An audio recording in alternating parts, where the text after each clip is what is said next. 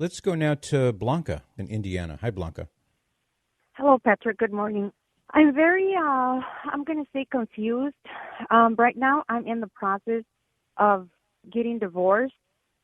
And my question is, can I still receive the Eucharist being in the process of filing for divorce, or it's after the divorce when everything's final that I can stop? You can, but I'd like to ask you a couple questions if you don't mind, okay? Sure. Okay. So who's seeking the divorce? Are you leaving the marriage, or is your husband leaving the marriage? Well, it's kind of crazy the way it happened. We have been married for almost 30 years. This July would be 30 years. But this past year, it had been just crazy, I guess, for everyone with what we're going through. But it just made it worse to the point that we were sleeping in different rooms. So I'm going to say I did it, but not with the intention that I thought that I was going to get the answer that he gave me. I asked him, if you're not happy with me, then we should just get divorced. And he right there agreed. And I went and I got the papers, but right now I haven't filed because I'm still having hope. I still love him, but his answer is that he doesn't love me anymore and that he's talking to this girl, which is his high school crush. And I left to Mexico for a month, and I told him, just think about it if this is what you really want. Mm-hmm. And I did. I left, and he just called me and said he just doesn't love me. All right. Let's start there, okay? Were you married in the church? I assume both of you are Catholic, right? And you were married in the church nearly 30 years ago? Yes. Okay.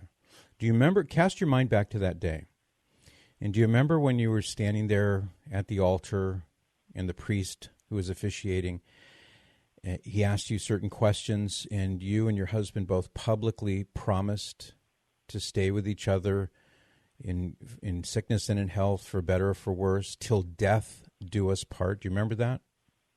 Yes. Okay, clearly. That is a solemn promise that you made to God. Think about this, Blanca. That's a solemn promise. That's a vow that you made to God, and you made it to your husband, and he made it to God, and he made it to you. So before God and all his angels and all the saints in heaven and the entire church, you promised that you would not do what you're planning to do. That is a hugely grave thing to do. That's why I guess I feel so guilty, because I didn't expect him to agree to getting a divorce. And like I said, enough. I don't want the divorce. Fair enough. I don't want it. I'm willing Then to don't do stand it. by him. Then don't file for divorce. And I recognize that things may be really difficult with him right now. I understand that. And he's already got his, he's got his next gig lined up. He's got his childhood sweetheart all lined up. So for you personally, now hopefully this is not going to result in him going down that road, but my advice to you is, Blanca, think about that you made these promises, you made this vow before God. Can you really look God in the face and say, I'm going to break my vow, Lord? I'm going to go back on my promise? Right. Yes. Okay, so here's my thing. You said that you're in the process of getting a divorce, right? And you're the one who's going to file? Don't file. Yes. Just don't file. Tear up the papers. Okay, and if he does... Fire the lawyer. Just hear what I'm saying, Blanca, please. Tear up the papers, fire the lawyer, and tell your husband, I love you. I know things are tough. We can get through this. We've been married nearly 30 years now. We can get through this with God's help, and that's what I intend to do.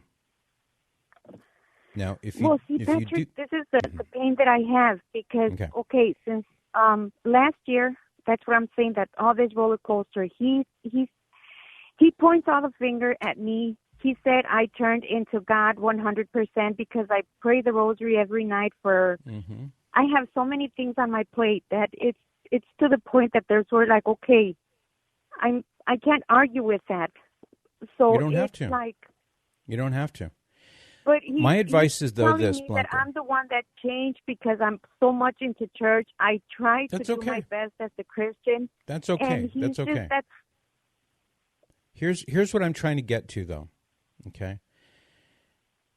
You asked me at the very beginning, could you receive the sacraments? Could you go to Holy Communion? And the questions that I asked brought to the surface the fact that you don't really want to have a divorce, but now it's like the barn door is open and the horses have gotten out, and now he's lining up his next girlfriend. I understand all that, and those are all eventualities that will be dealt with in due time. But in the meantime, your question to me was, can you, in essence, be right with God and receive Holy Communion? And so the point here is that if you want to be right with God, don't break your vow. Don't file for divorce. Don't do the very thing that would put you into very serious sin.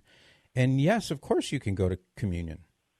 But if you take this step and you break your vow, you break your promise to God and to your husband, then, you're walking away from your marriage. And that's not being right with God. Wouldn't you agree? yes, 100%. Yeah, that's all. But That's what I'm trying again, to get you to see. Okay, but then again, if he files for it, Well, if he files for it, then you're the abandoned party, and that would be a tragedy. I recommended yesterday, I'm not sure if you heard the program, but I recommended Retrouvaille, which is an organization that specializes in helping couples who are on the brink of divorce. They're on the brink of parting company because they can't stand each other anymore. And this organization has saved countless marriages just like yours.